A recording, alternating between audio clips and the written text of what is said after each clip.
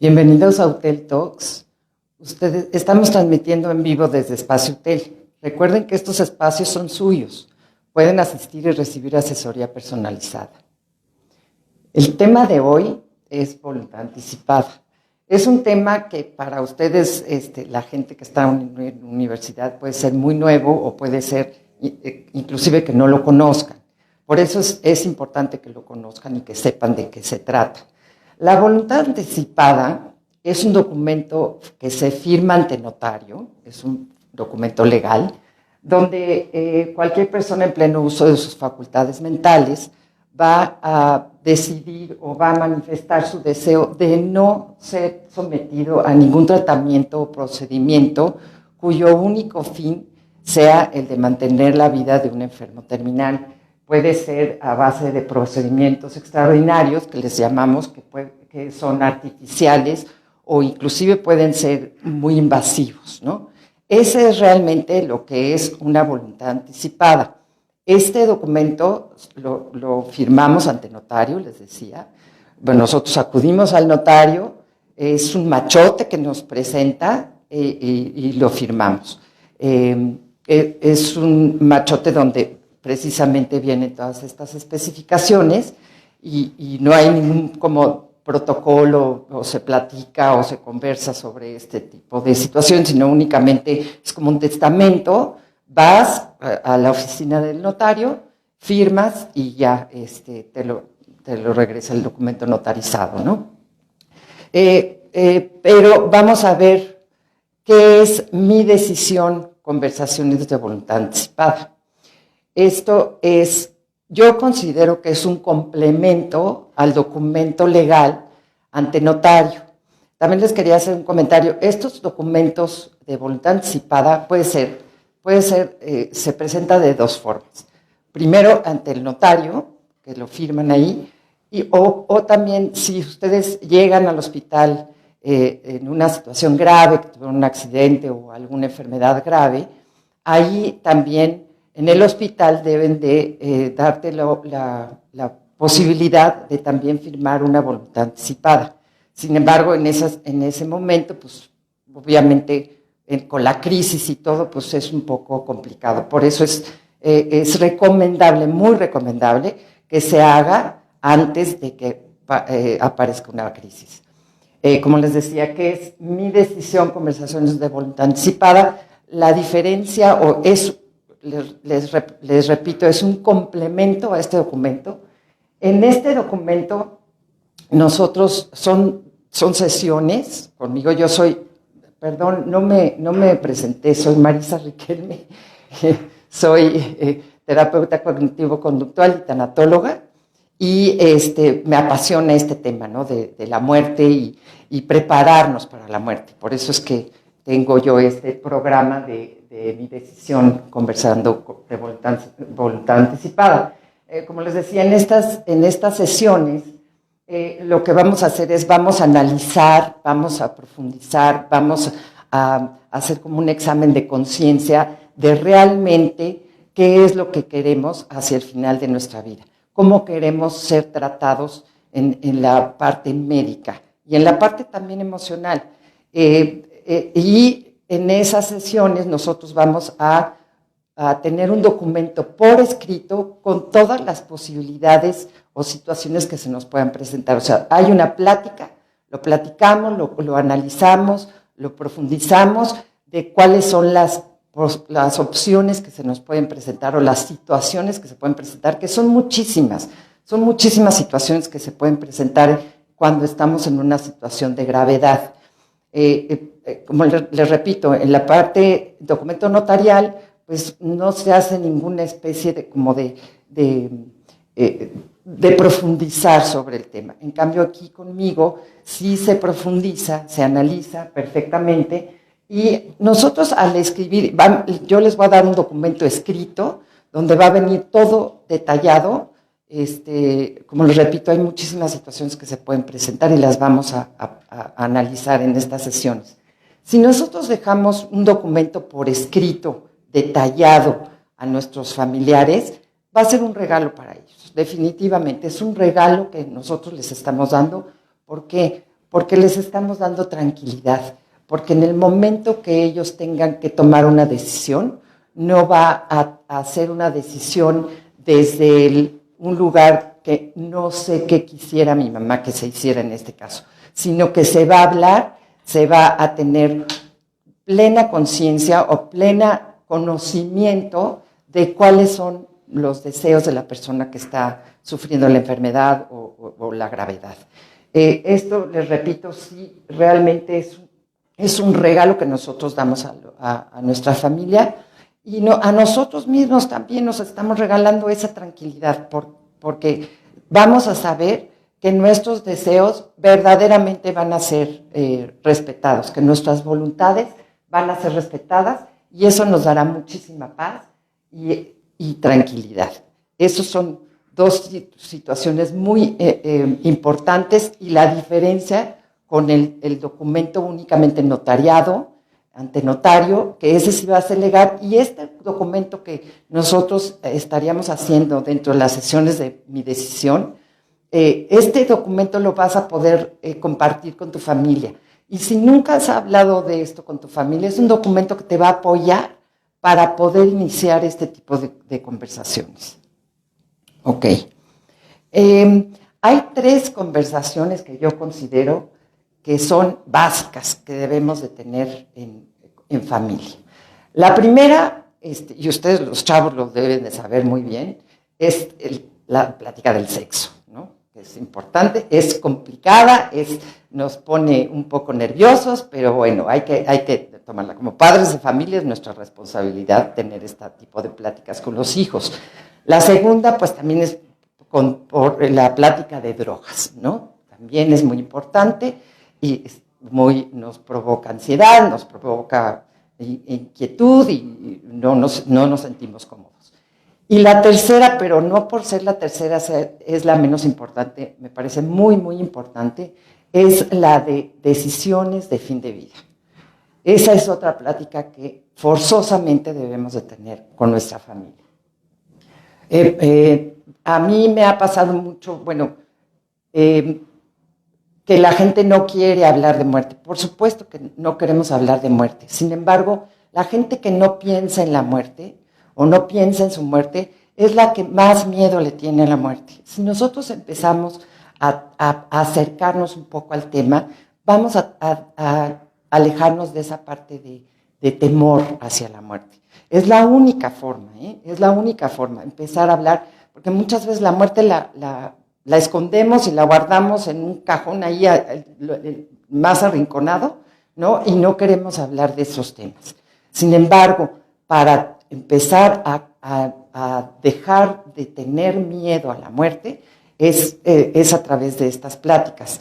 En estos tiempos, realmente es dificilísimo morirnos, dificilísimo. ¿Por qué razón? Porque la medicina ha avanzado tanto, y hay descubrimientos y se hacen nuevas formas de hacer medicina y nuevas formas de curar a la gente, que es impresionante el avance que ha habido en la parte de la medicina. Entonces, pues nosotros, o sea, si nos llega alguna enfermedad que antes normalmente, pues morías de esa enfermedad, ahora posiblemente podamos seguir tener una vida más larga. Por supuesto que es importante y es buenísimo.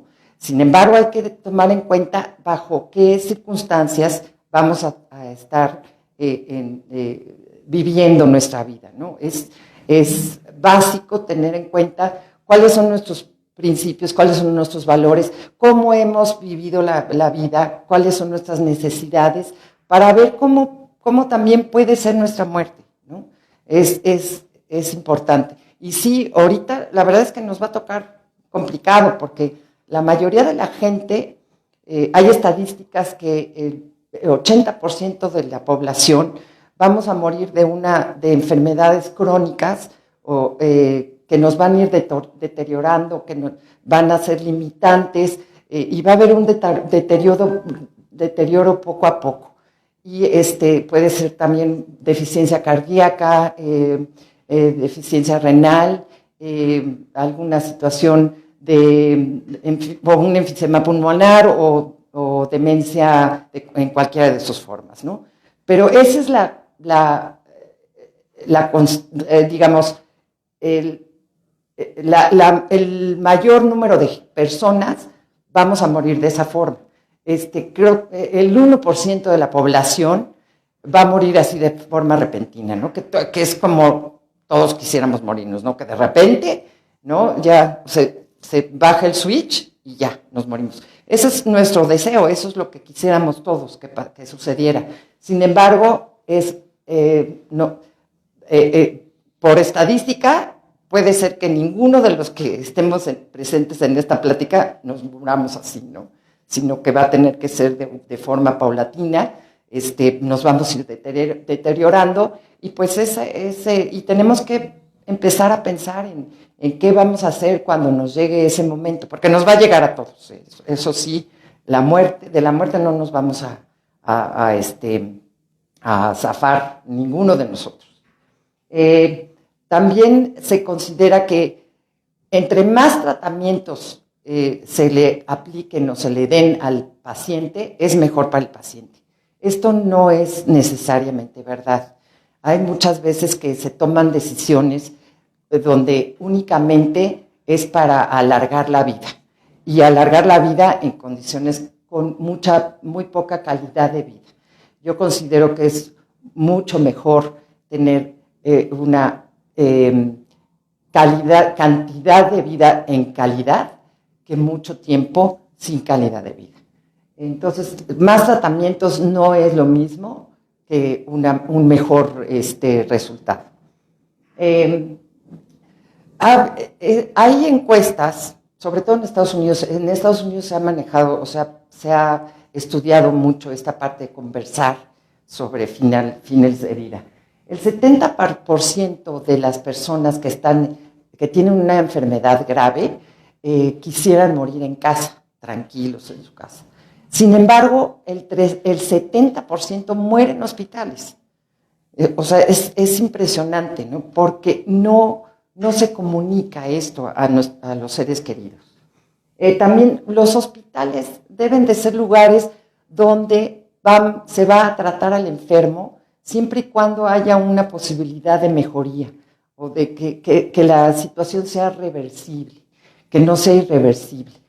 Si ya es una situación irreversible, los hospitales no son para que la gente muera ahí. Los hospitales son totalmente impersonalizados. Es una situación de que no hay de acompañamiento con el enfermo, sino que todo es como poco natural, ¿no? O sea, hay demasiada luz en las habitaciones, llegan y te interrumpen el sueño, hay veces que hay mucho ruido. Si estás en un área de terapia intensiva, por ejemplo, muchas veces hay ruidos. Entonces la gente, cuando estamos en una situación ya de gravedad importante, lo que queremos es paz. Entonces sí, yo soy una convencida de que los hospitales son para tratar y para curar. Pero ya cuando es una situación de que ya los esfuerzos ya no son hacia el curar, sino hacia el confort, creo que el mejor lugar es en las residencias, que hay muchas residencias gracias a que hay más apertura con respecto a los adultos mayores. Hay muchas residencias ya en este país de muy buena calidad. Entonces, creo yo que en la residencia o en la casa es el mejor lugar donde podemos estar para morir. Porque si no nos vamos a morir de repente, vamos a tener que estar, nos vamos a ir deteriorando poco a poco, por lo menos que sea en una situación de confort, de acompañamiento, de apapachamiento. Creo que es muy importante. Cuando doy las sesiones, es importante que empecemos a pensar en nuestra muerte, y también nos vamos a quitar ese miedo. Y tampoco estamos como invocando a la muerte. Cuando platicamos de muerte, no la invocamos. O sea, tampoco cuando hablamos de sexo no nos vamos a quedar embarazadas tampoco, ¿no? Entonces, si hablamos de muerte, no la invocamos. Al contrario, estamos teniendo una apertura suficiente como para poder entender y entender que la muerte es parte de la vida. De hecho, en el momento que nacemos ya empezamos a morir, en ese instante empezamos a morir. Entonces, les decía en mis sesiones muchas veces, sí pido que empiecen a pensar en su propia muerte, cómo quisieran que fueran esos últimos días, ¿no? O esos últimos meses, qué sé yo.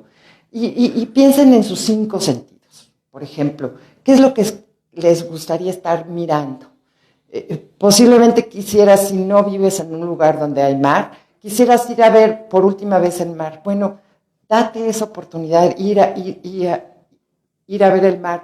O si eres muy nostálgico, puedes ver fotografías o tener unas flores bonitas en el cuarto donde estás para que tengas a la vista algo agradable que ver. Por ejemplo, ¿qué quieres escuchar? Posiblemente la música que te gusta. Vayan haciendo una playlist de sus días, de sus últimos días, ¿no? También, o sea, hay veces que hay canciones que nos llegan al alma, ¿no? Que esta canción es lo máximo para mí. Pues no, vayan haciendo su playlist de canciones, si es que así les gusta. O, por ejemplo, si les gusta personas ya mayores, los poemas, alguien que le lea poemas, o escuchar un libro. Ahora la tecnología es muy buena para la gente que no puede leer, como yo, que no veo muy bien de cerca o no veo nada, pero sí estar escuchando un audiolibro o algo así, al tacto, ¿qué te gustaría estar tocando la mano de alguien? O si tienes una mascota, a lo mejor estarla acariciando, qué sé yo. O sea, los invito a que empiecen a reflexionar y empiecen a pensar en cómo quisieran que fueran esos últimos días. Nosotros pensamos que no tenemos control sobre la muerte. No tenemos control, nos da mucho miedo el morir porque no sabemos cuándo va a suceder, ¿no? Pero sí podemos tener algo de control de cómo queremos morir. Por eso son tan necesarias estas pláticas. O sea, ¿cuáles son? Ponernos a hacer un examen de conciencia propio, y ver cuáles son nuestras necesidades, cómo quisiéramos que fuera el entorno, como lo platicábamos, qué tratamientos quisiéramos que se nos dieran, qué tratamientos quisiéramos rechazar o que no por ningún motivo aceptar, y así tener y cuidar nuestra calidad de vida. Creo que es una muy buena noticia de que sí podemos tener control sobre nuestra muerte, ¿no? Ahora, y la podemos hacer más personal. Ahora escucho, y está padre la idea, que mucha gente, muchas mamás quieren tener a sus hijos de forma natural, sin anestesia, inclusive en casa, ¿no? En la tina con agua, para que el trauma del bebé al nacer sea lo menos posible. Como que la gente quiere regresar a lo natural. ¿Por qué no regresar a lo natural también con la muerte? Creo que la muerte ahorita se está manejando de una forma tan poco personal. O sea, a nuestros enfermos los mandamos al hospital lo más lejos que podamos, y en un ambiente de lo más frío y de poco cálido. Entonces, los invito también a que regresemos a que pensemos que la muerte puede ser algo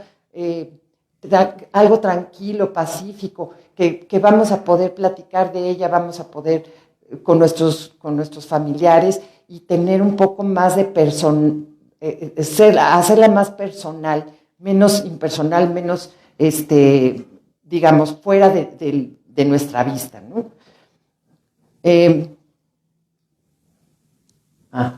¿Cuál es el objetivo de tener estas conversaciones? Nuevamente, es importantísimo, porque de esa manera nosotros vamos a poder hablar más fácilmente. Promover el objetivo es promover la sensibilización de la sociedad sobre este tema. Es básico que la sociedad empiece a hablar de muerte, ¿no? Y sobre todo de decisiones de fin de vida, más que en este caso. Uno de mis, digamos, objetivos con este programa que tengo de mi decisión era poder hablar de muerte con mis hijos. Entonces nos juntábamos o algo y les decía, bueno, que empezaba yo a platicarles de cómo yo quisiera que fuera mis últimos días, qué tratamientos quiero y qué tratamientos no quiero. Y me decían, mamá, por favor no empieces a hablar eso otra vez, estás loca. O sea, en vez de preguntarnos cómo nos fue en el día, cómo nos fue en la chamba, nos estás diciendo cómo quieres que morirte. Y de verdad, había muchísima resistencia, muchísima. Sin embargo, lo logré y pudimos tener pláticas muy, muy padres sobre este tema.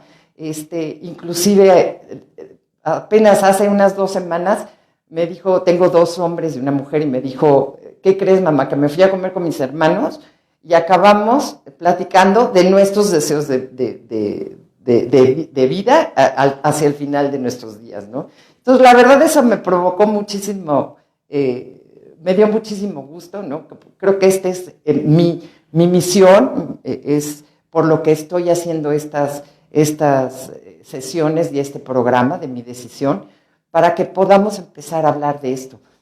También el caso es con mi mamá. Mi mamá es una mujer de 86 años y también me costaba un trabajo porque decía, no, yo no quiero hablar de eso. Y se me ocurrió decirle, bueno, ¿te acuerdas? Ella tenía una amiga que sufrió mucho, que sufrió muchísimo, estuvo conectada a un respirador creo, como 6 meses, una cosa así, no la querían desconectar, no sabían qué hacer, y mi mamá sufrió mucho, y le dije, bueno, ¿te acuerdas de tu amiga? Empezamos a hablar de su amiga, y entonces ahí fue cuando ella, pude empezar a platicar un poco con ella sobre estos temas, y creo que fue muy enriquecedor. Creo que está mucho más tranquila, ¿no? Como que no sabía qué esperar de esa plática, porque también hay que hacer las pláticas, tampoco todo drama, ni mucho menos. Hay que hablar desde el amor, desde el corazón. Hay que hablar de historias de amor también. Todas las historias de muerte, la mayoría muchas son de amor, y en esas hay que enfocarnos. Y entonces, de verdad, mi mamá ya tiene otro concepto, ya está mucho más tranquila, y yo también, porque sé que en el momento, cuando llegue el momento, que va a llegar ese momento, que tengamos que tomar decisiones, las decisiones que se van a tomar van a ser de acuerdo a lo que mi mamá desea. Y esto nos da mucha paz, mucha tranquilidad. Provocar el diálogo entre las familias, que eso es básico, ¿no? Y médicos, los médicos tratantes sobre voluntades de fin de vida. Miren, nosotros no platicamos con los médicos, y los médicos no platican con nosotros de estos temas. Creo que es esencial que lo podamos platicar con los médicos. También hay una encuesta que a personas ya en una situación grave, les preguntaban si era importante platicar de esos temas con los médicos. Un 70% dijo que por supuesto era importante y que les gustaría hablar con su médico sobre estos temas. Únicamente un 35% lo había hecho. Únicamente un 35%. Sin embargo, un 70% consideraba que era muy importante. Mire, he tenido varias experiencias. Los médicos son salvadores de vida, y para eso estudiaron, y esa es su misión. Y cuando alguien fallece, pues sí creo que lo consideran un fracaso, y es importante para los médicos estar buscando constantemente una alternativa, ¿no?, a tratamientos. Eso hacen los médicos. Sin embargo, creo que ahí hay una falla importante, porque los médicos únicamente enfocan su atención es hacia la enfermedad, no hacia la persona como conjunto, o sea, no hacia la persona, cuáles son sus valores, sus principios, cómo fue su vida, que a raíz de esos cuestionamientos se puede dar un tratamiento diferente a la persona, ¿no? Entonces, y también no tengamos miedo a preguntarle a los médicos. Y en mis sesiones yo les doy algunos tips de preguntar también al médico, porque es importante, bueno, ok, vamos a darle este tratamiento, que sí va a, posiblemente nos dé un poco más de tiempo, ok, vamos a hacer el tratamiento, pero ¿qué efectos secundarios va a tener después del tratamiento? ¿Cómo va a vivir la persona después del tratamiento? Si la forma en que va a tener que vivir después del tratamiento no va de acuerdo a las necesidades de la persona, entonces hay que tomar decisiones. Hay que tomar decisiones en base a eso, no únicamente en mantener la vida o en prolongar, yo le llamo prolongar el sufrimiento.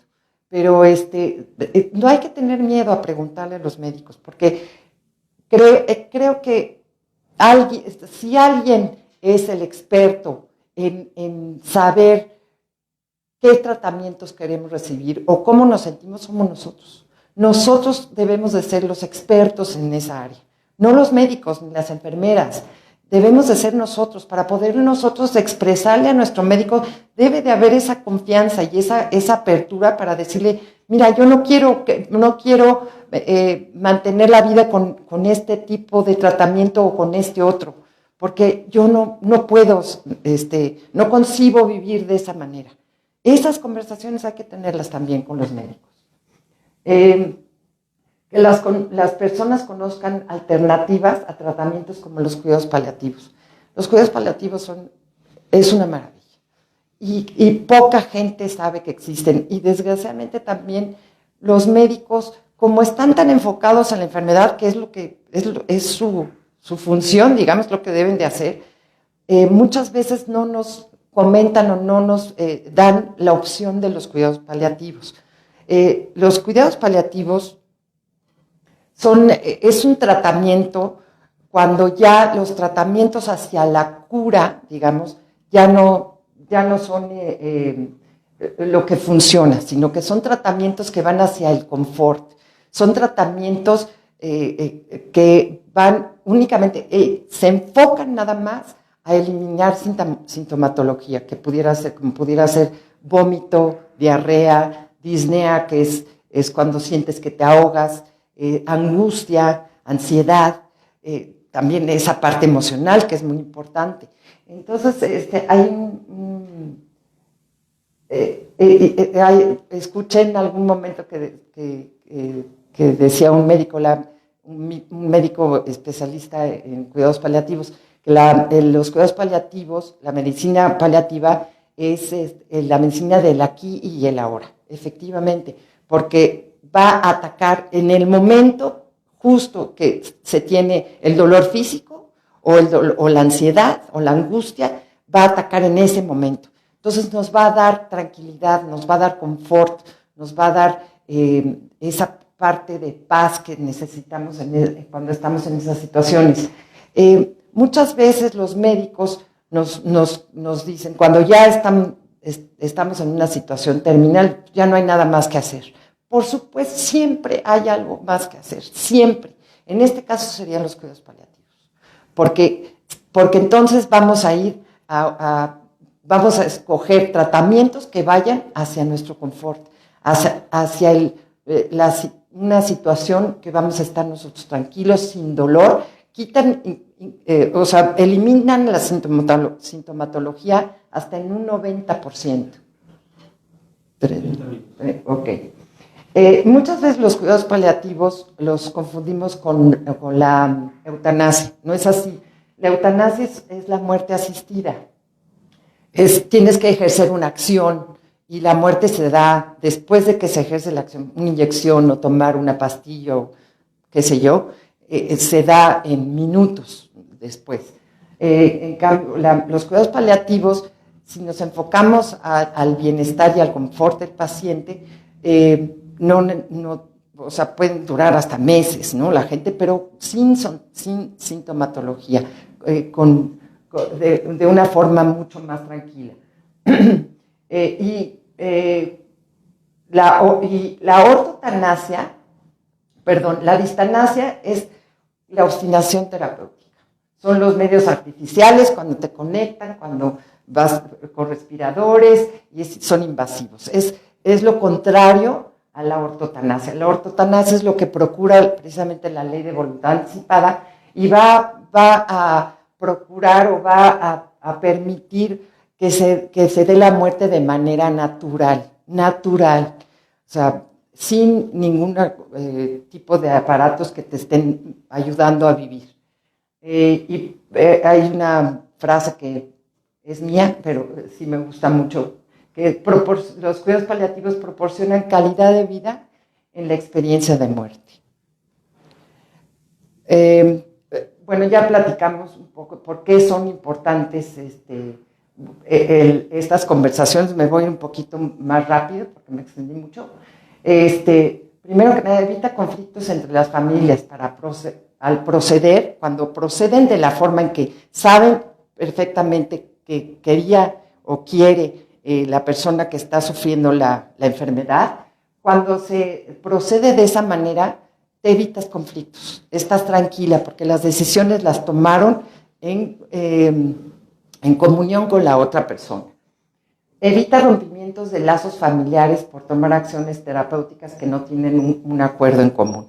O sea, evita, inclusive puede haber conflictos tan fuertes a nivel familiar que muchas veces los hijos se dejan de hablar porque uno dice que se tomen ciertos tratamientos, la otra dice que no, o que ya no se le haga ningún esfuerzo hacia eso, que está sufriendo. Sin embargo, el otro hijo tiene otra opinión. Y ahí hay un conflicto y muchas veces cuando hay el deceso, las familias se rompen inclusive. Evita sentimientos de culpa, ¿no? Y también debe evitar muchos años de terapia, porque vas a estar con un sentimiento de culpa de que por qué permití que estuviera tanto tiempo en sufrimiento, etc. Pero si sabemos nosotros exactamente qué quería, no pasa nada. Se pueden evitar gastos innecesarios que afecten la economía familiar. Esto es importantísimo. Muchas veces que se haga lo que se tenga que hacer y hay una afectación importante en la economía familiar. ¿En qué consisten las sesiones de mi decisión? La primera sesión es con el consultante, así le llamo, que es la persona interesada en hacer su voluntad anticipada, y yo, y vamos ahí a analizar, a profundizar, y va a ver las diferentes alternativas, como les decía al principio, porque hay muchas. Muchas veces dicen, no, yo ya platiqué con mi papá y me dijo que no, que lo desconecte, que si lo conecta, que lo desconecte. Pero hay veces que no hay cables que desconectar. Ese es un problema. Entonces, por eso es importante. Y aquí vemos las múltiples situaciones que se pueden presentar, las analizamos perfectamente. La segunda sesión es ya con el consultante y con su representante. El representante del consultante es la persona que te va a dar voz siempre y cuando tú no puedas hacerlo, únicamente cuando tú no lo puedas hacer. Por eso es esencial que nos juntemos para que en la segunda sesión, para que tú tengas una comunicación abierta con tu representante y sepa perfectamente qué es lo que tú necesitas que él diga o él exprese cuando tú no lo puedas hacer. ¿Quién debe tener su voluntad anticipada? Cualquier persona mayor de edad. He tenido consultantes de 35 años que practican deportes, ¿cómo se dice? Pues que tienen mucho riesgo, ¿no? Por ejemplo, alpinismo o esquían o cosas así. Entonces, por eso les llamó la atención hacer su voluntad anticipada. Cuando, en cualquier momento, sin embargo, el momento ideal es en salud. Si nos esperamos una crisis, por supuesto que se puede hacer, pero ya las emociones se van a encontrar y va a ser más difícil. Como les repito, si nosotros empezamos a platicar de estos deseos de fin de vida, en el momento que se presente una crisis va a ser muchísimo más fácil hablar de esto, porque ya no va a haber no van a estar en conflicto los sentimientos. Por supuesto que va a haber emociones fuertes, pero ya hay una previa plática Entonces, que ya abrió las puertas para poder tener esa comunicación. Entonces, en cualquier momento es el momento ideal. Y sobre todo, hacerlo en salud. ¿Me da tiempo de leer esto? Por último, nada más quisiera leerles, es un ejemplo de una carta que pudieran ustedes tomarlo que es una madre que le escribe a sus hijos. Dice, que no cunde el pánico, todo está bien. Si tienen que tomar una decisión para la que no están preparados, no pasa nada. Voy a intentar transmitirles lo que me gustaría en determinadas circunstancias. Pero si pasa algo que no hubiera podido prever, no pasa nada. Y si llega un momento en que tengan que tomar una decisión que al final tiene como resultado mi muerte, no pasa nada. No se preocupen pensando que son los responsables de mi muerte. No lo son. Habré fallecido por causa de mi enfermedad o porque me falló el cuerpo o por lo que sea. No se sientan culpables. No hace falta pedir perdón, pero si se sienten mal, responsables o culpables, en primer lugar, no lo hagan. Y en segundo, ustedes saben que los quiero y que están perdonados, en caso de necesitarlo. Si se enfrentan con una decisión difícil, tranquilos, que no cunde el pánico. Elijan confort, elijan la casa, elijan poca intervención, elijan estar a mi lado, tomando mi mano, cantando, riendo, amando, celebrando y siguiendo adelante. Los seguiré queriendo y cuidando y sintiéndome orgullosa de ustedes. Bueno, pues, ¿perdón? Vamos con las preguntas. Ok, vamos con, muchas gracias y vamos con las preguntas. Hay una que nos hicieron que nos comenta, ¿qué repercusiones emocionales tiene un paciente terminal? Un enfermo terminal. O un enfermo terminal. Sí. ¿Qué repercusiones emocionales? Mira, va a depender muchísimo de cómo, si es aceptado por su familia, si es rechazado, pero definitivamente la muerte más difícil de aceptar es la propia.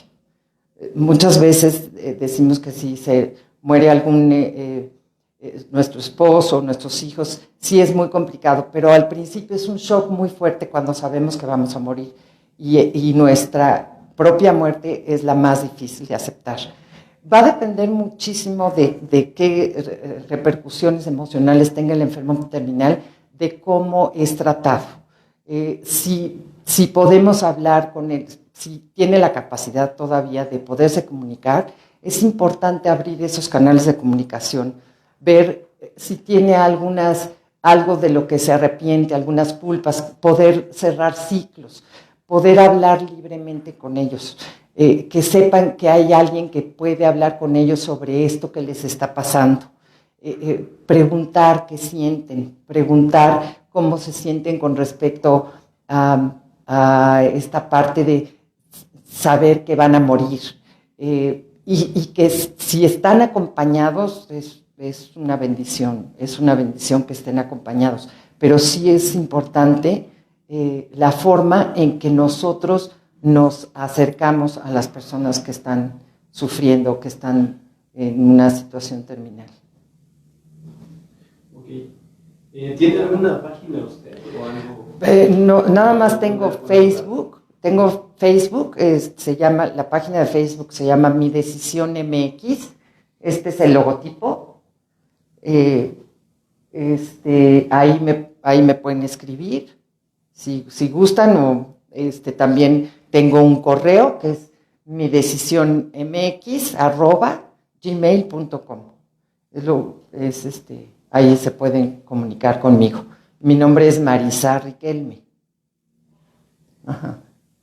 Una otra pregunta nos hacen es, en caso de que mi familia no acepte mi voluntad anticipada, ¿yo puedo hacer algo para forzar mi decisión legalmente? Legalmente ante notario lo puedes, o sea, si tú vas ante notario y firmas tu voluntad anticipada, eso debe de ser suficiente.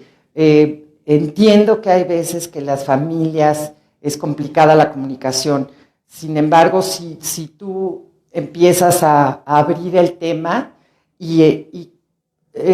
lo que debemos de entender es que cuando tenemos un familiar en situación terminal, por supuesto que nos duele y sufrimos que vamos a perder a ese ser querido, pero es importante entender que es nuestra necesidad el que siga presente, no es la del enfermo terminal. Bueno, muchas gracias. Gracias por habernos acompañado a esta charla de UTEL Talks.